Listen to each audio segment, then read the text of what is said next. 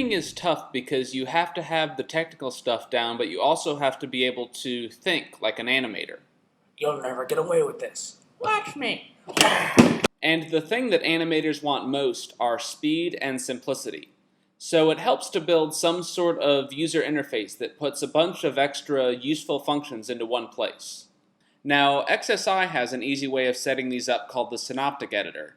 And it might look a little fancy, but all this really is just a bunch of buttons, and each button has a script that's associated with it. You could do the exact same thing without the fancy GUI, but I just like how graphic and user-friendly it feels.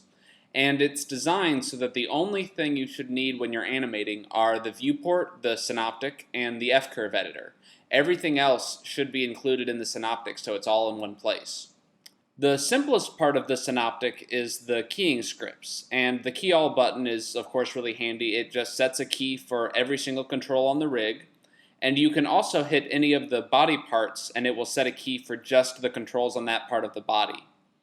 On the side here, we've got scripts that will let you turn different parts of the rig on and off, and I've also built 3 different resolutions to the model. The higher resolutions are going to play back a little slowly, so if you're concentrating on the face, you might set the body and the hands to low resolution and the face to medium.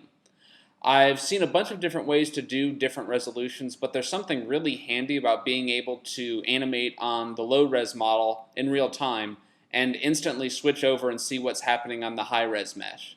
In case you're wondering, all of the different resolutions are in this exact same scene. When I hit a button, the script is just going through and hiding the objects to turn them off, and then it's unhiding the resolution that I want to show.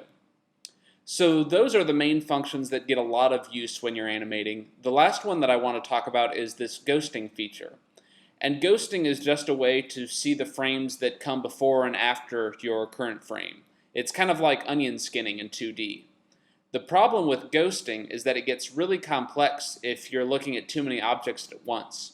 So this little tool helps make it a lot easier. If you want to ghost control, you can just hit the set button and it will activate ghosting for just the object that you have selected.